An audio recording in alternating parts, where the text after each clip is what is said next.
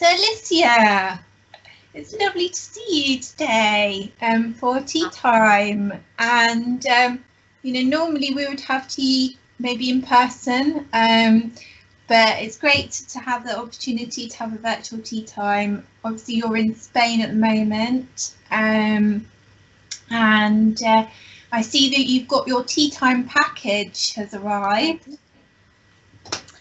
And I've been exploring today the lemon verbena that I told you I'd never had it before. It's such a great combination with lemongrass because lemongrass is one of my favorite ones. I actually love lemongrass also for cooking, to be honest. And I'm having a little tea here indeed. I'm in Spain, but I was discussing this before with my sister because she's also here, and I said these flavors are so good. They're even good for cold tea because I think that's something that we are going to be more keen also to have when the summer kicks in Spain because it can be very hot here, but it's really tasty. I'm enjoying it. Thanks for sending them. Yeah, no problem. I mean, I really enjoy them myself. I think I really enjoyed like composing or blending these teas and creating like what I think is, for example, a nettle tea is often quite earthy, and to lift it with some lemon tones is just something that I just think really adds to it. So it's really great to be able to elevate something that's already great to make it even better. Absolutely. And I can see your creative side absolutely in the flavors, but also in the packaging. It's done with so much attention to detail, so much sensibility, like your knitting. So I can see that you're putting a lot of love in the flavors, and it's really coming out. I think the experience to make tea with the tea time line is really nice. Yeah, oh great. That's really, I mean, it is lovely to have the chance and opportunity to sort of combine what is like a leisure tea break with a break from work, which is usually my knitting, but then to do this and it to be sort of beneficial for your health and to help you to be able to continue your working day, I think is really important. And it's a beautiful thing to be able to share with people. So yeah. And I'm really intrigued by this hoop in the foreground. Can you tell me a little bit more about it? Because it's yeah, so this is part of a sculpture, and same as you playing with flavors and composing them, I love playing with textures in my artistical side. So even this painting, you may see there on the corner, the yellow one, it's from the same collection. So it's called Obsolete Objects. It's actually currently in Madrid in a gallery, which is also a little bit of light at the end of the tunnel to feel like there's galleries opening and that there's exhibitions happening. Of course, in order to see it, you have to have an appointment so that they're there and they're open for you, and all the, of course, health distancing and all these things are respected because it's really important. But it talks about obsolete objects. So even the idea of something being created for a purpose and then being purposeless. And what is so interesting about this series is that people love it. It has really good, people always give me feedback, very positive feedback. And what started as a very big conceptual idea, it ended up being really me enjoying mixing the materials and mixing the colors in a very intuitive way. And I can imagine you at home mixing your flavors, also like letting yourself go into this intuitive gospel of inspiration. And this is what this series is to me and what it represents to me. That's really fascinating. And it looks like, these materials are, quite humble materials, and it's something that you kind of elevated to another level. So yeah, I mean, that's something that I know that you've worked on with your jewellery, where you've taken a piece that you found from the riverbeds of the Thames in London and taken that and repurposed it into a piece of, beautiful jewellery that you can wear, and you made what would have been seen as potentially an item to be discarded or of little value and given it great value. And it's something that's quite interesting in these times that, you know, we have looked at things to reevaluate. Yeah, and is there anything that you would like to discuss about, you know, for example, your ethical standpoint on artwork? Because I know that's a theme that runs through your work in general. Yeah, I think that's so in our DNA for so many of us. We want to know what's the impact of the tea, and actually of everything that we consume. And that's why I love this packaging so much.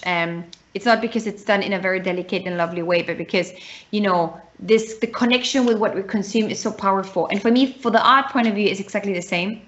It's very important that we as artists, and I think you are a fellow artist, that we challenge the people that consume what we create. Could be visually, could be physically consuming our art in any sense, or with fashion, that we really challenge them in the way that they see the world. And so environmental is a very big part of my art, and also of me as Alicia. In my biography, I'm a vegetarian for almost 7-8 years now. And it's a commitment for me with my context and with my, you know, future generations.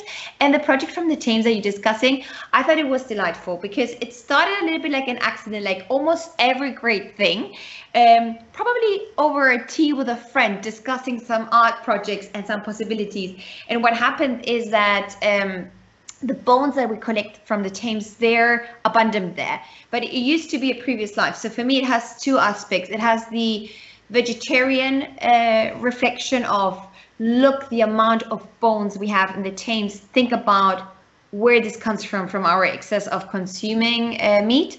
And then on the other hand, it's elevating the idea of a previous life being, but also something that we don't appreciate. And so it is true that all these ideas of sustainability and ethical, they do really merge massively in my art, and I want to believe that they also connect with my way of living life. That for me, it's quite important to be connected to the planet and to the environment. Yeah, I mean, that's it's really interesting. So I know also I purchased that piece of artwork that you drew from a Vietnamese street scene. Then you managed, you created a donation fund and raised money for refugees. And I purchased this piece. And I really, you know, it's got quite a place to my home.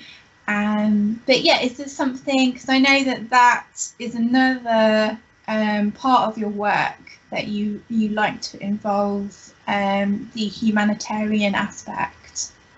And that experience of all the portraits and like illustrations that I did in Vietnam and everywhere, whenever I travel, I always have my black ink and my pen and my paper. It's so beautiful because you start talking to the people in the means that you can. I don't speak Vietnamese, and they obviously didn't speak English, and there was no internet so I could translate. But you go into a dialogue and like conversation that's more about gesture and smiles, and there is this polite dance when you actually invite someone's privacy because they're on the road, but you just stop and draw them. And what always happens is this fascination.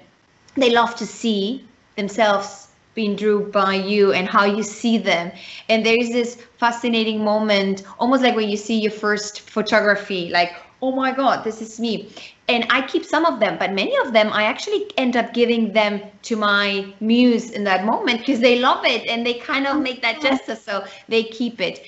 And on the humanitarian side of the refugees that we were collecting money, I think that's the least that we can do when we have the means to do it. For me, it's beautiful to see that my paintings find new homes, like the drawing being part of your biography in your life now, and the people that go and visit you and your story, and that as an exchange from the money that we can help charities that are doing such an incredible work and you know, trying to help us be in a better place. So I think it's really remarkable that we can combine both. Okay, so did you collaborate more with the refugee charity in any way? Yeah, and that was how even the fundraising concept started initially. I wanted to go with my mother to Calais and support the refugees.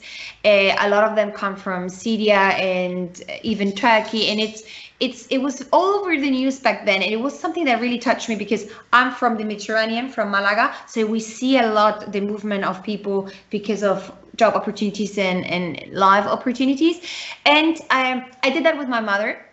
She unfortunately passed away last year, but it was our last like trip together, and she was back then fit, and it was great because I have all the pictures and I've printed them, and it's such a dear memory in my life that we could together give back. It was so important for her. She used to be a teacher, to be able to have a different experience, speak to people, understand the situation of other people, and we had the best time, actually, to be honest, with the charity. It was very hard. You work a lot of hours.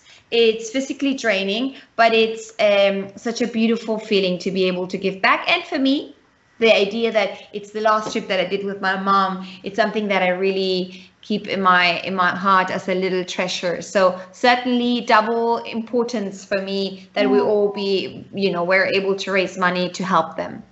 Oh, that's really, I mean, that's the thing with this time that we have at the moment, is that we can all spend a bit more time allocating to things that we seem to, you know, be more worthwhile. So, you know, whether that's helping to raise more money for that, and also, you know, the idea of spending more time with your family, and like repurposing our time and how we allocate it for, you know, worthy causes, I think is really important.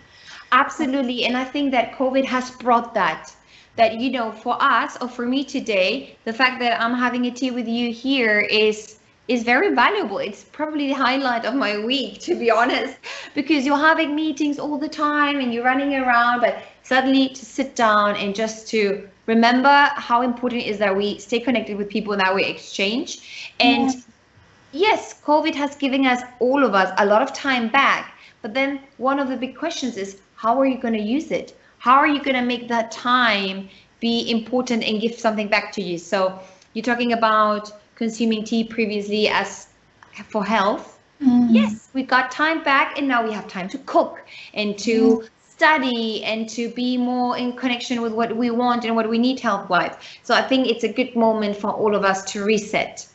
Yeah, exactly.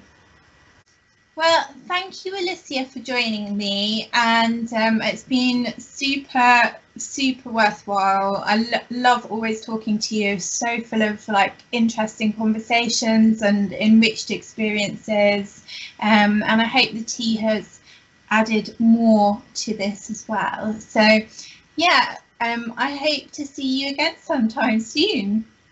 Yes, indeed. Thank you so much, Karen, for inviting us over tea. Great flavors. I'm really fond of them.